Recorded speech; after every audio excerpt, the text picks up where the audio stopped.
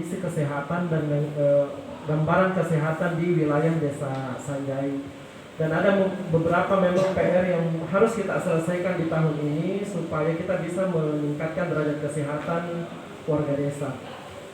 Ada beberapa isu penting sebenarnya Pak Sekdes yang perlu kita beri perhatian lebih. Kenapa? Karena ada satu kondisi yang kalau kita kurang memperhatikan hal itu, maka yang lain juga akan terhambat.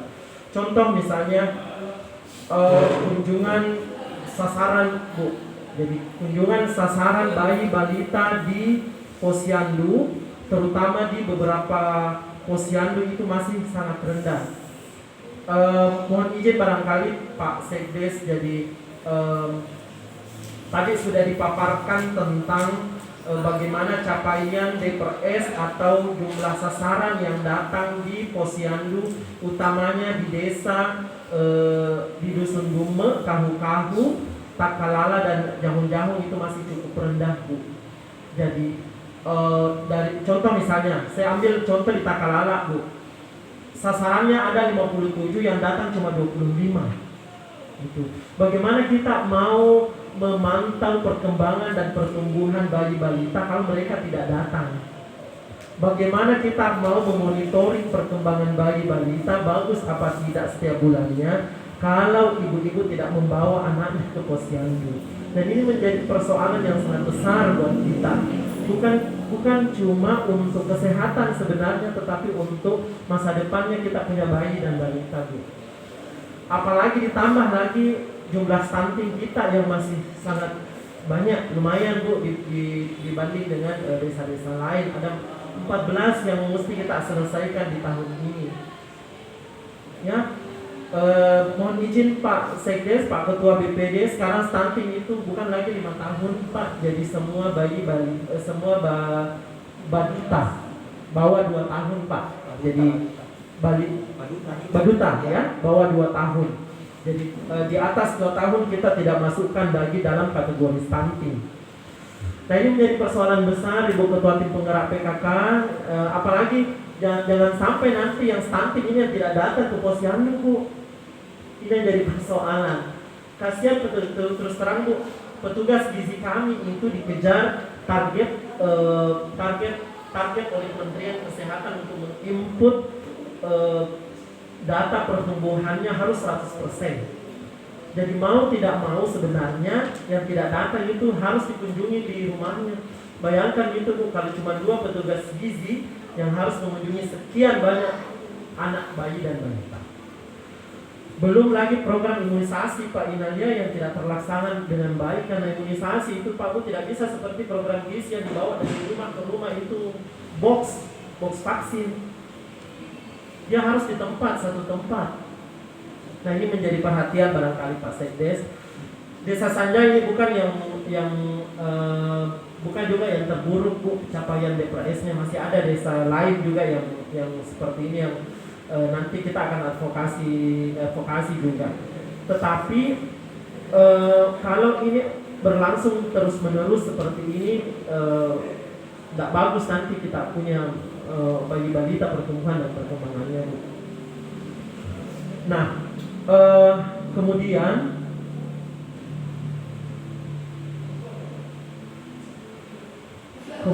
tolong ditampilkan Pak Inal data sebentar, data Kesling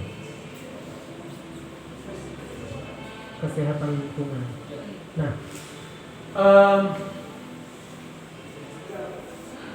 sebenarnya kalau menurut petugas gizi semua desa sudah ODF, semua desa itu sudah ODF, ya, open defecation free, atau sudah bebas buang sembarang tempat. Tidak ada lagi sebenarnya yang seperti itu kalau di atas kertas. Tetapi pada kenyataannya kita masih menemukan ada keluarga yang tidak memiliki jamban. Nah, ini yang menjadi persoalan nantinya. Di wilayah kita, Pak, mungkin karena penduduknya juga yang besar, ya, karena penduduknya juga yang banyak, sehingga datanya di atas ini masih ada 154 yang tidak memiliki jamban keluarga, yang menjadi tugas kita semua untuk menyelesaikan hal ini. Maksudnya bayangkan itu Pak Bu, kalau misalnya ada 154 kepala keluarga yang ini hitung rumah tangga atau kepala keluarga? Kakak, rumah. Bayangkan Pak Bu, kalau misalnya ada 154 yang tidak memiliki jamban keluarga, di mana mereka membuang hajat? Ini jadi persoalan yang jadi nanti Bu, kami itu nanti akan melihat juga kasus-kasus penyakit yang paling banyak di desa. Bisa kita hubungkan dengan kasus diare, bisa kita hubungkan dengan kasus demam berdarahnya, bisa kita hubungkan dengan kasus penyakit lainnya yang kemungkinan besar berhubungan dengan sanitasi lingkungan. Gitu. Nah, kenapa ini kami selalu advokasi Pak Sekdes? Karena terkait juga dengan angka kasus diare yang saat ini masih cukup banyak di wilayah kita. Ya.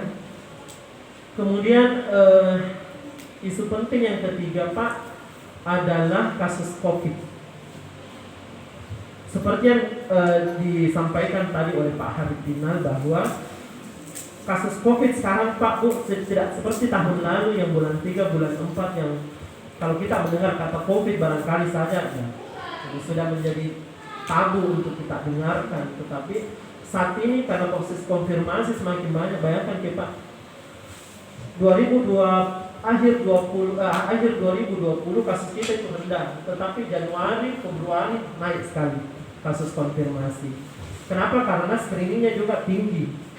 Jadi kasus yang banyak itu kenapa kita bisa tinggi? Karena screening kita yang bagus, utamanya di OPD ya, di instansi. Nah, sekarang saat ini ada kasus konfirmasi 7 orang di wilayah desa Sanjai yang masih menjadi pengawasan kita semua. Nah, Pak Kepala Dusun yang saya hormati, saya minta tolong pengawasannya juga Pak terhadap warga kita yang sementara isolasi mandiri di rumah. Banyak kasus Pak, utamanya di kota. Dia sudah tahu dirinya terkonfirmasi positif, tetapi masih ke kafe, ke masjid. Ini yang menjadi perhatian besar untuk kita, apalagi ke masjid tidak pakai masker dan seterusnya. Nah itu kan yang kita hindari. Kalau dia mungkin kondisinya cukup bagus, yang kita khawatirkan itu sebenarnya adalah orang-orang di sekitarnya yang memiliki komorbid atau penyakit penyerta. Dan kita tidak bisa pungkiri Pak bahwa kasus kematian akibat COVID di Sanjai itu sudah ada.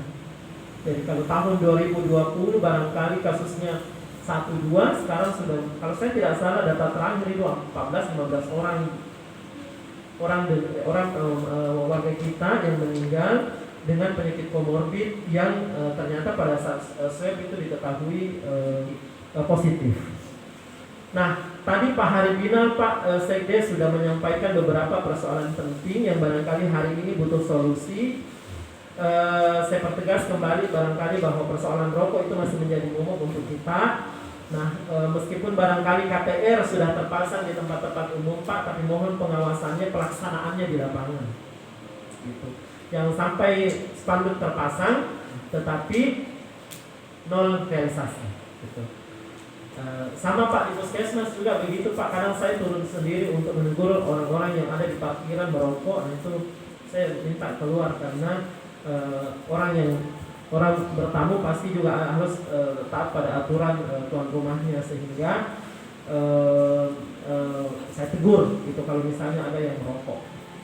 Kemudian persoalan jamban, sementara kita barangkali dengarkan penjelasan dari Pak Sekdes bagaimana rencana pemerintah desa untuk mengintervensi hal ini. Kemudian, nah ini persoalan sampah memang menjadi persoalan di beberapa desa, bukan hanya di desa Sanjai. Tempat pembuangan akhir Pak Sekdes mungkin gampang kita buat, tetapi bagaimana mengolah dan mengangkut itu yang menjadi persoalan. Ya. Sama di Salai juga seperti itu Pak. Ini barangkali kalau saya sih pribadi Pak Sekdes, saya sudah bicara dengan petugas Kesling, ada namanya bank sampah atau recycling yang bisa kita ulang itu atau bisa kita uangkan, itu mungkin bisa kita lakukan, tetapi warga harus kita edukasi untuk memilah sampahnya. Ya. mana yang bisa kita masih bernilai ekonomis dan mana yang tidak. Nah, kemudian strip, saya pikir strip sudah ada Pak Sekdes. Kalau saya tidak salah waktu advokasi itu sudah ada strip, tetapi mungkin belum digunakan karena kegiatan Posbindu belum bisa dilaksanakan. Nah, bulan 3 Ibu Kader, Ibu Ketua TPPKK, bulan 3 itu Posbindu insya Allah sudah berjalan, Bu.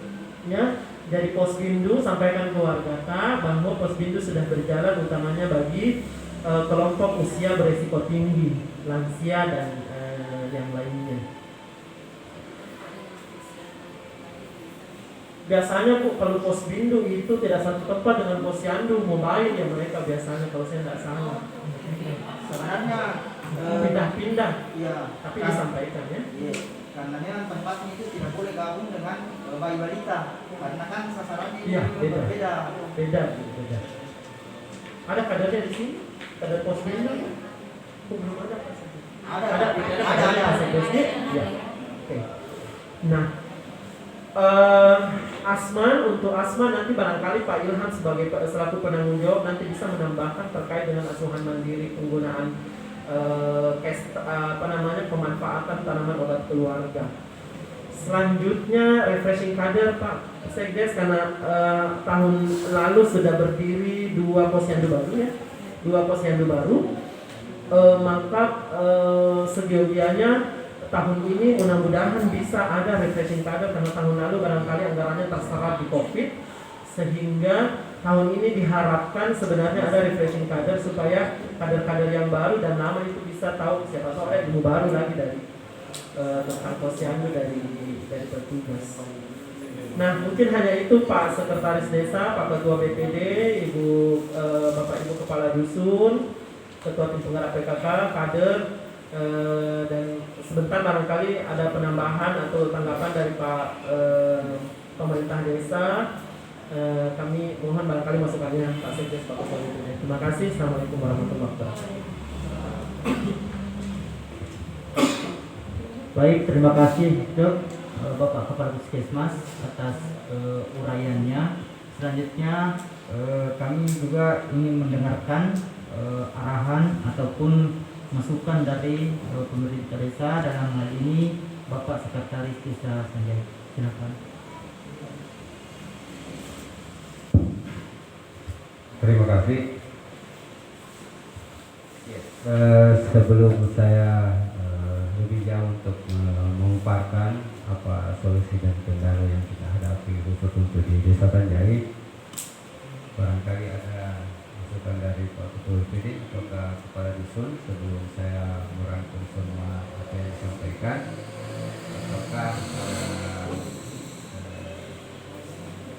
kita lanjut, karena saya pikir seperti ini.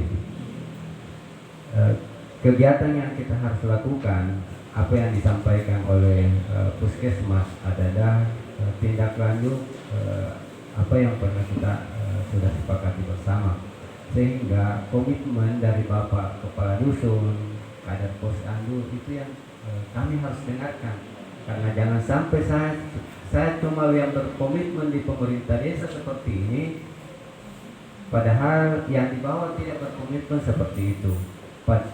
Karena di lain sisi kita ini sudah kalau tidak salah Pak Desa kemarin sudah berkomitmen menyampaikan seperti itu kepada Bapak Kepala Dusun, kader Posyandu, bahwa seperti inilah harus yang kita harus lakukan, sehingga hari ini adalah evaluasi.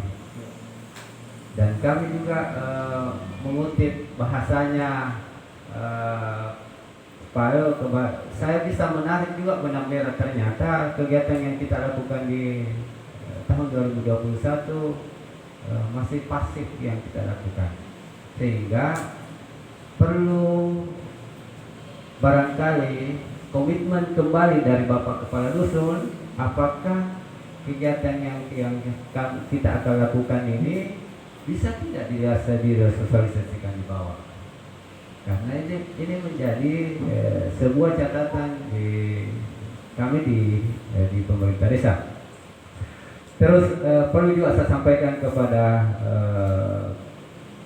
Bapak Kepala Puskesmas bahwa ada beberapa hal yang menjadi indikator yang disampaikan itu menjadi sebuah hambatan kami di Desa Sanjai. Saya terus terang ini menyampaikan yang pertama bahwa saya sebenarnya menginginkan bahwa kegiatan-kegiatan ini dilakukan di awal-awal tahun, ya, karena terus terang di pemerintah baik desa itu melakukan perencanaan untuk pembangunan tahun selanjutnya itu adalah dilaksanakan di bulan-bulan 8 tahun sebelumnya, ya. Terus untuk penyusunan apabila kegiatan itu membutuhkan anggaran, secara otomatis itu penyusunan APBD dilakukan bulan Desember, paling lambat bulan Desember. Sehingga kita butuh keterangan dan penjelasan bahwa apa tindak lanjut yang harus kita lakukan dari kesehatan. Ini butuh informasi seperti itu.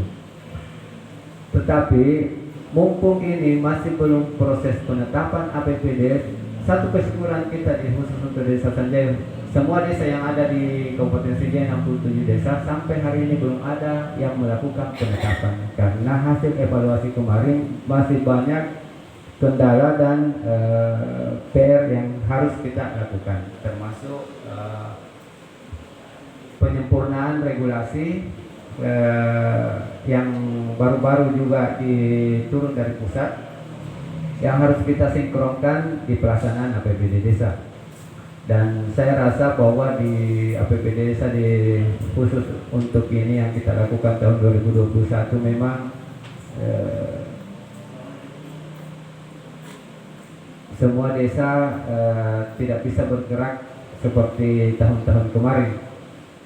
Kenapa? Karena dibarengi dengan regulasi. Terus terang seperti itu tadi saya sudah sampaikan Pak Kepala Puskesmas secara personal bahwa seperti inilah yang kami alami di desa. Yang pertama, anggaran yang kami terima untuk dana desa, ya kita berbicara untuk dana desa. Untuk Desa Sanjai itu menerima anggaran 1.160 juta. Hasil kesepakatan kemarin dengan BPD bahwa untuk penerima BLT bantuan tunai langsung untuk dana desa itu ada di angka 900 juta. Ya. Karena ini instruksi dari Menteri Keuangan berdasarkan PMK 222 dan diikuti regulasi Permendes nomor 13 bahwa prioritas penggunaan dana desa itu harus BLT. Jadi kita ada di angka 900 juta dengan KK 242 KK penerima sampai 12 bulan. Ya. Jadi tinggal berapa?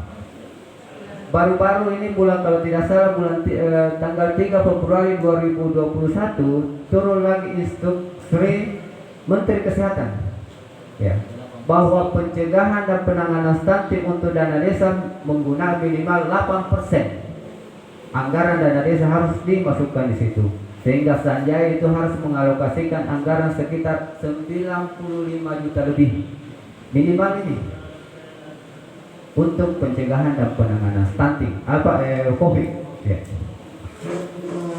Jadi tinggal berapa persen, ya. Selanjutnya pencegahan dan penanganan stunting harus juga masuk di situ. Jadi sudah berapa? Sudah angka di 100%. Tinggal alokasi dana desa yang kita gunakan. Rujukan untuk alokasi dana desa ini seandainya ada regulasi yang mengatur bahwa penghasilan tetap perangkat desa bisa dipotong, kemungkinan saja bisa memotong untuk kegiatan-kegiatan yang lainnya. Karena dengan minimnya anggaran yang seperti itu yang kita lakukan. Tetapi satu kesyukuran masih banyak kegiatan-kegiatan, apalagi kita ini mau melaksanakan pemilihan kepala desa dan harus juga dianggarkan di APBD. Ya.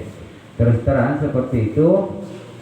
Kemarin hasil kesepakatan kami dengan BPD bahwa di Sanjai sudah merencanakan karena sudah masuk di rencana kerja pemerintah desa untuk pembelian mobil layanan kesehatan.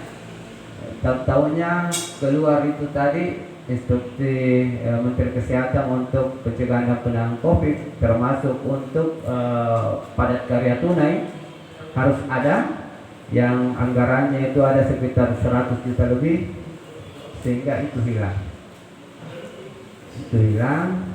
Dan tinggal kita meramu kembali ini, termasuk banyak kegiatan-kegiatan yang kemarin yang masuk sebagai kebijakan kabupaten yang diselipkan di hasil evaluasi. Jadi seolah-olah ini apa yang kita sudah sepakati kemarin di proses perencanaan, kayaknya kita rombak kembali. Ya, kita rombak kembali. Inilah mumpung Pak Ketua BPD ada di sini, kami juga harus menyampaikan seperti bahwa beginilah kondisi yang ada. Ya.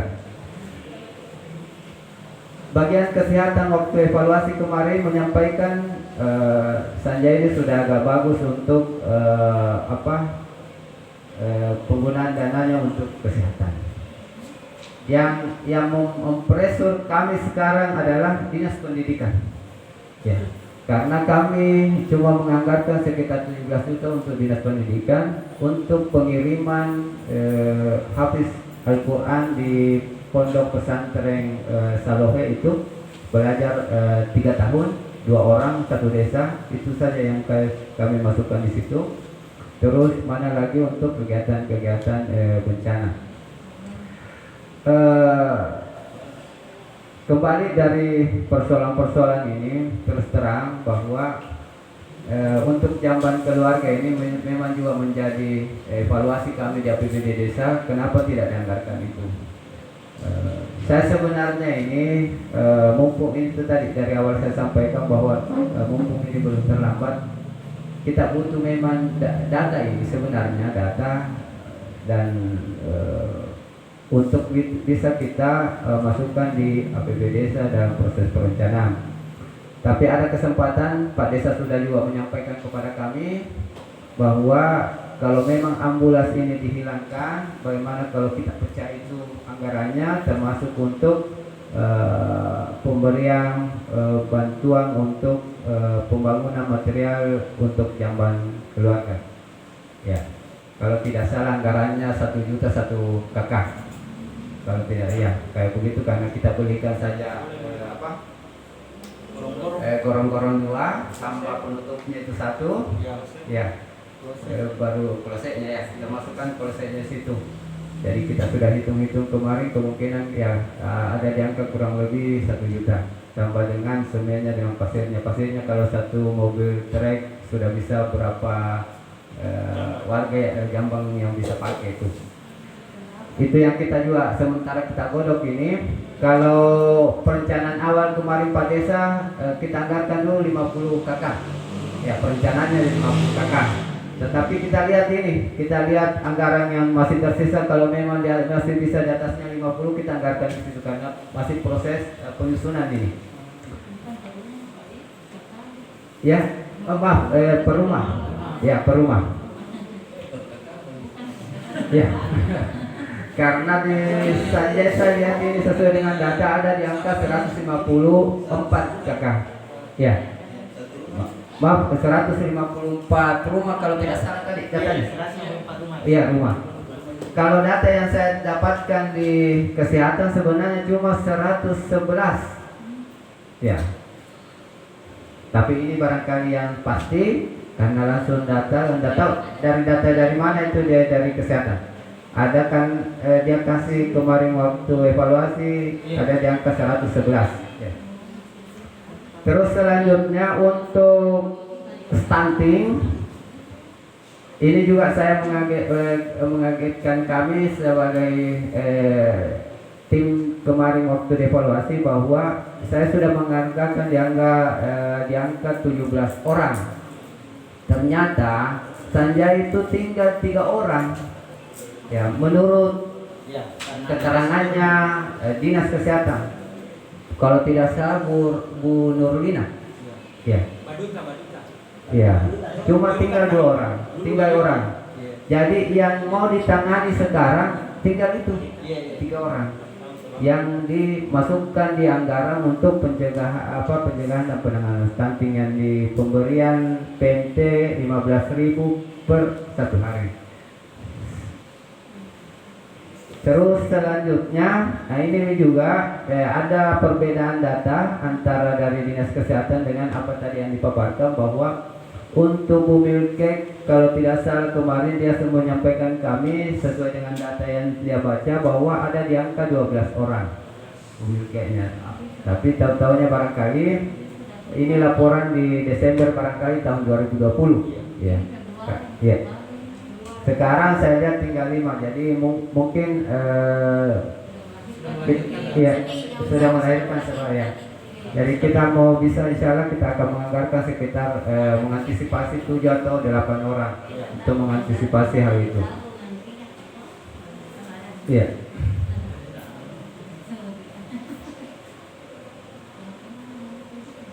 Selanjutnya untuk strip ini saya sebenarnya seperti ini. Untuk tahun 2020 kita ini sudah menganggarkan. Tahu-tahunya ada proses perubahan dan bahwa kegiatan-kegiatan untuk pelayanan posyandu kemarin ditiadakan, sehingga ada kesempatan kemarin proses perubahan. Nah, ini menjadi persoalan kemarin karena anggaran yang kemarin untuk kesehatan untuk di Desa Sanjaya itu sumber dananya itu dana desa semua.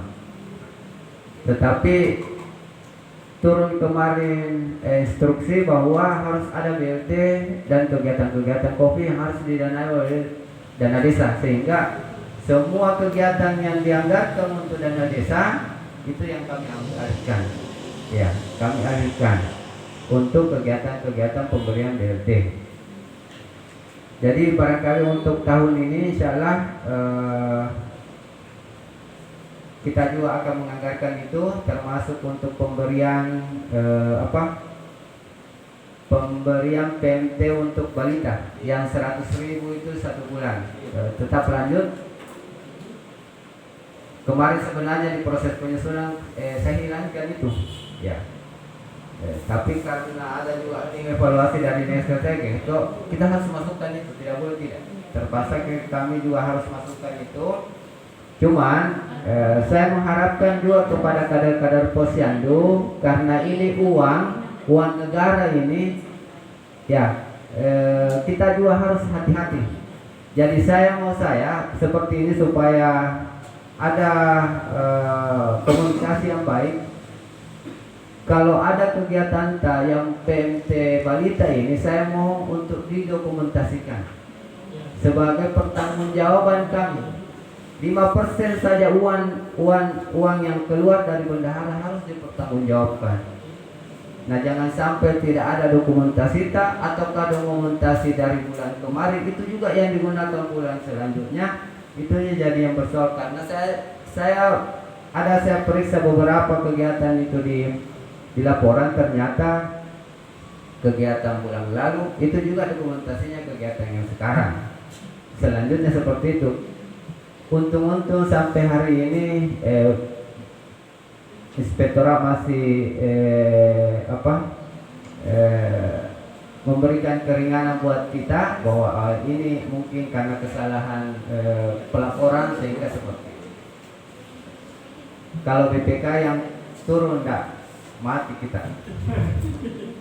Jadi saya mohon bantuan dari teman-teman kader posyandu supaya bisa juga merespon kami hal-hal yang seperti itu, karena uang yang kita kelola ini bukan uang pribadi. Saya harapkan seperti itu. Terus selanjutnya perlu juga saya sampaikan kepada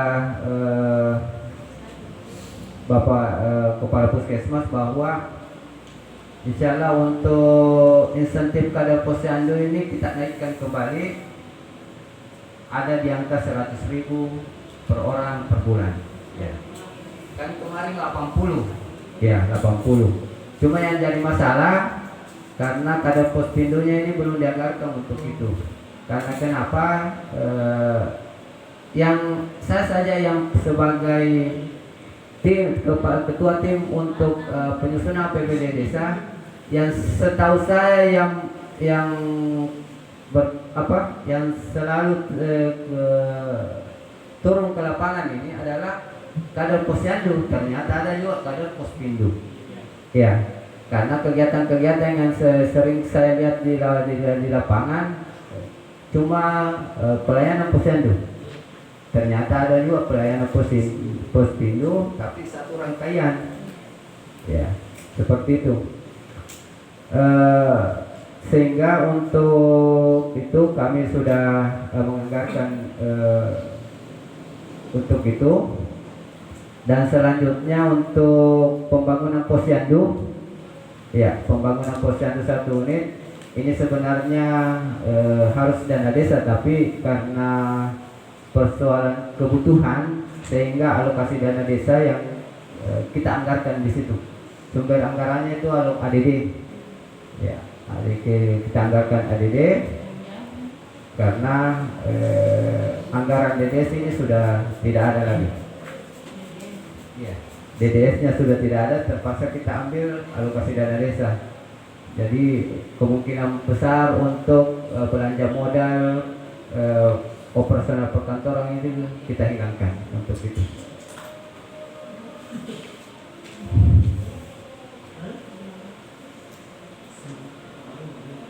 Selanjutnya untuk ini tadi untuk Jambang Pak sudah, insya Allah kita akan tangani. Terus kunjungan untuk balita sasaran, saya mohon untuk Bapak Kepala Dusun baik kader posyandu untuk masih tetap insentif untuk bisa memberikan edukasi bahwa menyampaikan bahwa seperti ini.